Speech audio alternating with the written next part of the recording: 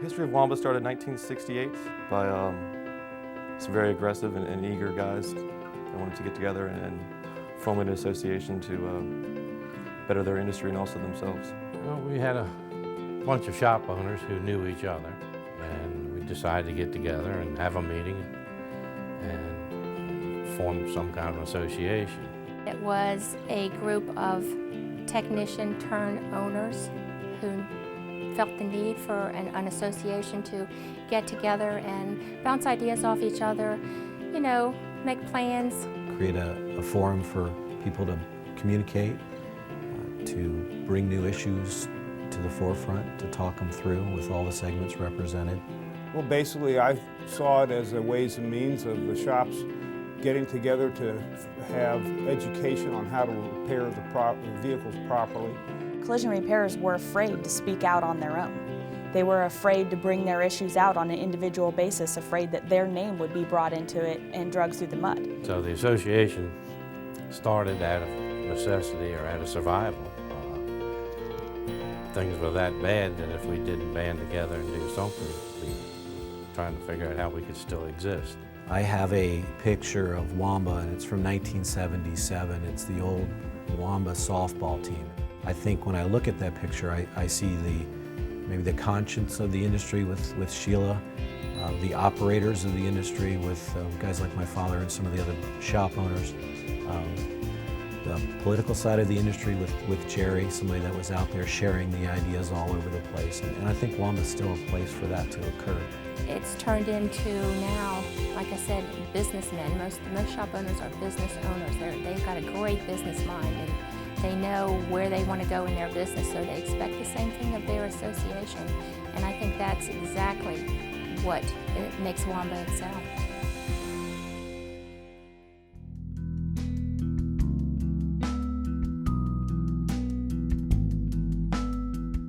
Back in the 50s and 60s, the shops looked at the insurance companies as an adversary. I remember my brother Pat going over Geico, which you probably all don't remember, when it was just one building. And went to their 9th floor and walked in and started going through the file cabinets.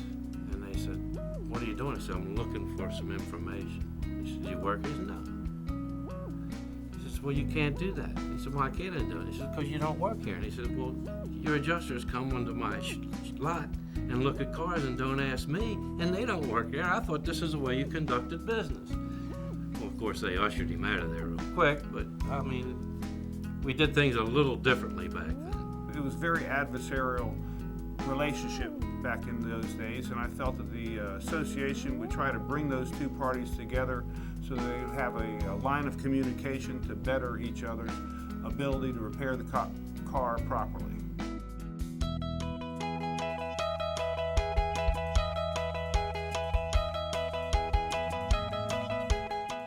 Today's world, most of the shop owners are businessmen. They've never worked out in the shop in their lives. I'd say, yeah, the majority of them. So it's a whole different world, but the association remains the same. You're still sharing ideas, learning together, bouncing business plans around, and that's where I think WMABA makes a big difference in the industry. WMABA is here to speak on behalf of collision repairers because they're busy running their own business. They don't have time to worry about the day-to-day of what they can do at a national level, regional level, or even change something in their own market. And without a union or other items like that that they can use for advocacy, they have to make their own. And there's no other way to do that than to form an association. When you have small businesses, there is strength in numbers, and that strength is both political, educational, and a voice to consumers and other industry segments. WMABA is a vehicle that allows them to get their problems heard, to get their issues heard, but it might not come from them directly. And that's what we're here for. We're here to assist their efforts and get their voices heard without them actually having to do it. Yeah, unfortunately, in our industry, there's a fear of reprisal, and this is a good way and a good method, and always has been, to get your problems out and try to repair what issues may be involved or what issues may be in the collision repair industry. Virginia was one of the few states where the repairer was responsible for paying tax on paint materials. And through legislation, we were able to change that to have us model the majority of the rest of the country. When it comes to legislation, especially, Washington Metropolitan Auto Body Association has been on the forefront in this area. And also, not only legislation, but also education.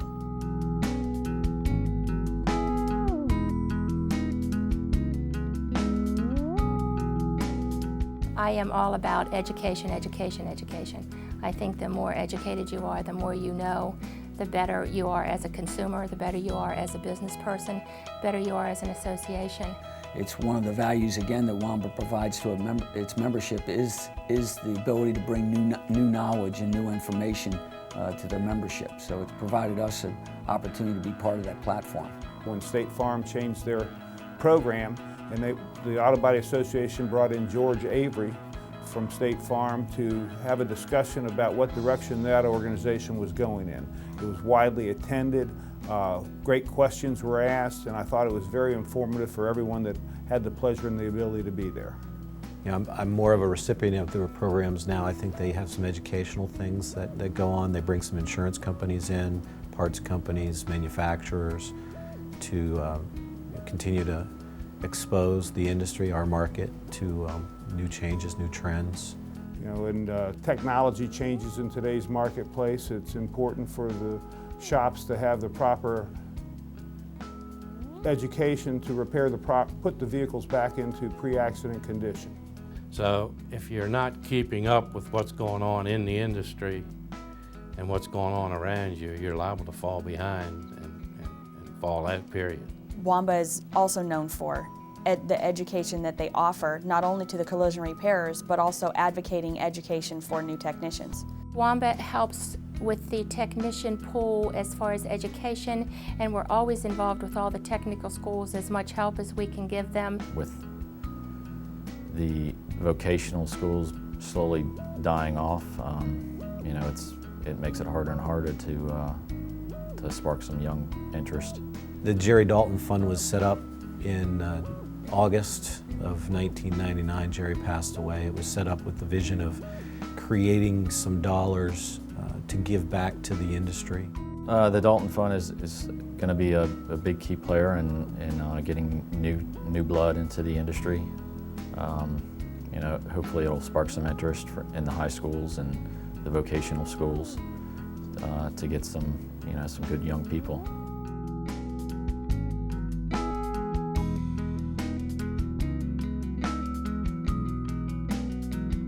Our industry is changing every day. I mean, it's not the same today as it's going to be tomorrow, pretty much. So with all those dynamics changing, I think WMABA provides a forum for how to exchange information and ideas that's going to help collision centers make that transition.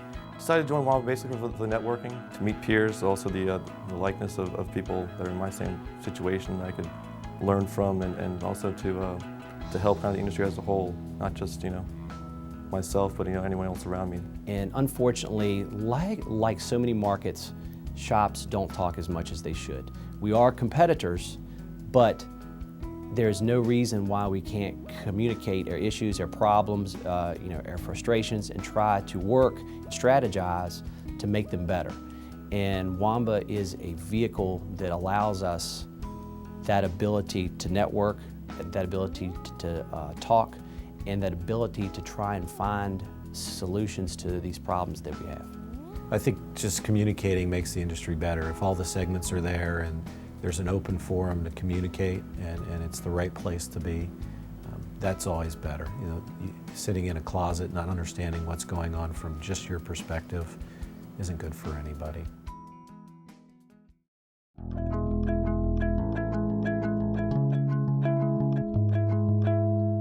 WMABA is one of the most recognized local associations at the national level. WMABA has a tremendous national presence, has for as long as I've been aware of the group.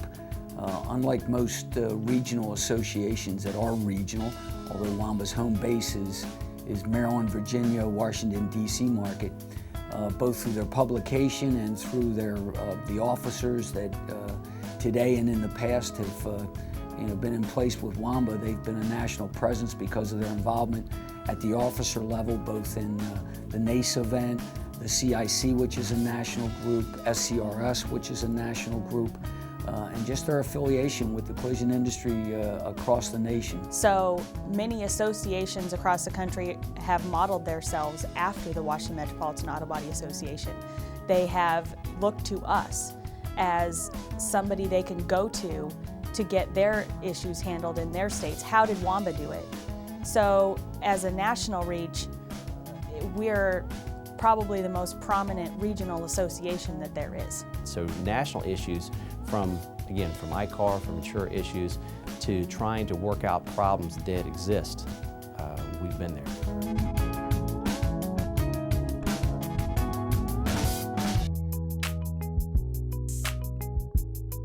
I think on a national level, one of the things that gave it the most growth was the publication of the Hammer and Dolly. It was a well-read publication, it still is.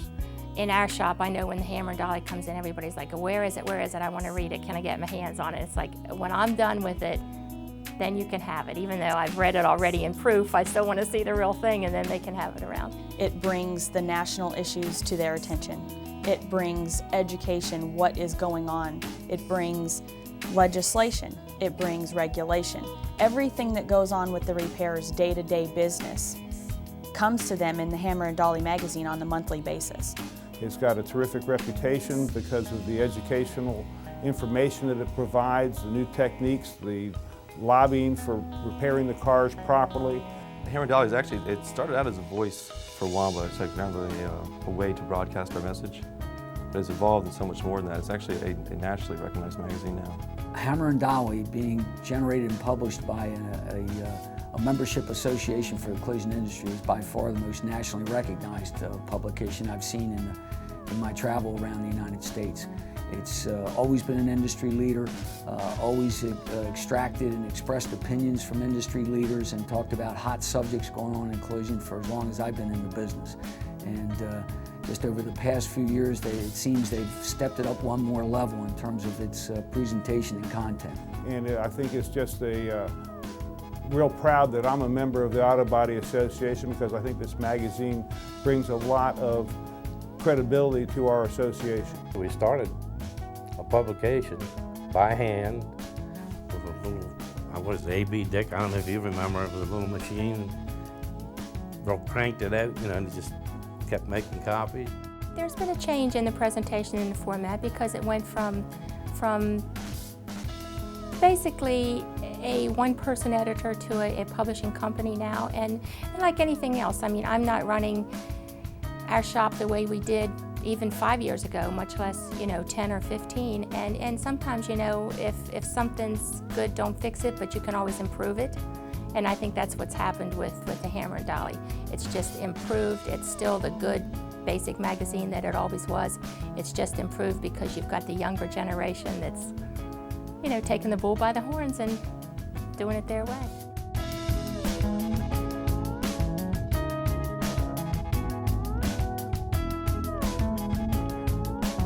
So I think the sky's the limit for WMABA. I really do. I mean, WMABA's foundation, with Sheila Loftus being the executive director for 30 years. The foundation is she built a tremendous foundation for WMABA. And now the group of people who are in here, they're young, they're ambitious, they're smart, they're businessmen, they know where they're headed with their businesses, so they know what they want and expect from an association. And I don't see anything holding WMABA back from anything they want to accomplish. WMABA is a splendid example of an industry that's been in place longer than I've been in business in the collision industry, and they've been very successful in a perpetuated way, in a changing way, in a meeting whatever the new needs are. There's been young people over the years that continue to evolve through WMABA. There's new blood in that organization and new ideas and energy. WMABA's actually got a lot of things and different routes that it can go, and I think it will be very successful in the future. There's a lot of endeavors and challenges that face us. It's important to be a member of WMABA, not only to serve your self-interest in your business, but also to serve the collision industry as a whole. In ending, I'd like to certainly say that I'm a proud member of the Auto Body Association, and I think they do a heck of a lot of good in bringing a lot of unity to the shops and educating them, and would like to see more participation from more body shops and car dealerships in the association. In this new youth that's working in the WMABA group, we got some wild and crazy people. So it's been more fun, and I just I get pretty serious in this interview in terms of talking about WMABA and the industry overall. But there's just a lot of good people involved in that group now, and I'm excited about working with them.